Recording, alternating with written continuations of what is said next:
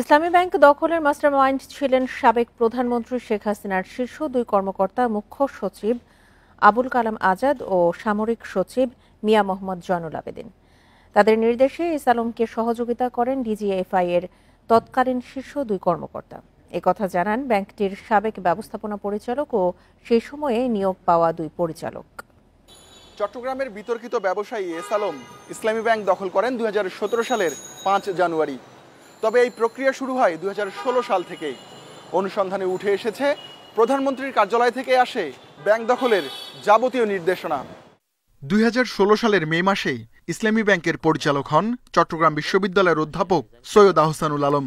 তিনি জানান, নিয়োগের জন্য ডিজিএফআই এর এক কর্মকর্তা তার জীবন বৃত্তান্ত নেন। এরপর তাকে ডাকা হয় প্রধানমন্ত্রীর কার্যালয়ে। সেখানে তাকে তার করণীয় জানান তৎকালীন মুখ্য সচিব আবুল কালাম আজাদ। আকবর আমার সঙ্গে যেহেতু খারাপ ব্যাপার করেনি, আমাকে বললো যে পারভেজ ভাই দেখেন, আমি ডিজিএফআই ছেড়ে চলে আসছি, কিন্তু সব ঝামেলাগুলো আমার মাথার উপরে।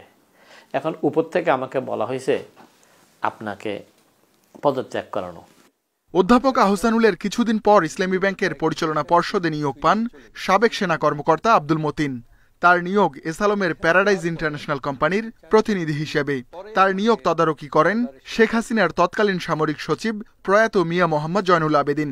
আব্দুল মতিন জানান, ব্যাংকের বিভিন্ন বিষয়ে মুখ্য সচিব আবুল কালাম আজাদের সঙ্গে একাধিকবার বৈঠক হয় তার। পরবর্তীতে যে ঘটনাটা ঘটছে সেখানে ডিজিএফআই ইনভলভ হয়। তার আগে কিন্তু কোনো হয় না। এটা হচ্ছে পিএম এর অফিস থেকে জয়নুল আবেদিন, সে সম্ভবত এস আলমের আত্মীয় একই এলাকার, মানে কাছাকাছি তো তার মাধ্যমে আমার কাছে অ্যাপ্রোচ করে। ধীরে ধীরে ইসলামী ব্যাংকের বোর্ডে সরকার ও এস আলমের প্রতিনিধি আরও বাড়ে। এরপর আসে 4 জানুয়ারি, যে রাতে ব্যাংকটির এমডি সহ বোর্ডের একাধিক সদস্যকে পদত্যাগে বাধ্য করেন ডিজিএফআই কর্মকর্তারা। পরদিন হোটেল রেডিসনে বসে বোর্ড সভা। সেখানে উপস্থিত ছিলেন ডিজিএফআই এর বিভিন্ন পর্যায়ের 8 থেকে 10 কর্মকর্তা। যে কাগজে সই করে আমি রিজাইন করেছি, এটা ইসলামী ব্যাংকের প্যাড হিসেবে তৈরি করা হয়েছে, কিন্তু এটা ইসলামী ব্যাংক, এটা একটা ফেক কাগজ ছিল।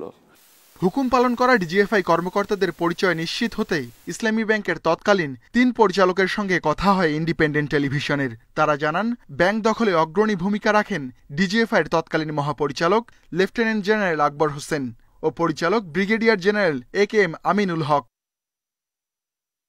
Ruhul Amin, independent news, Dhaka.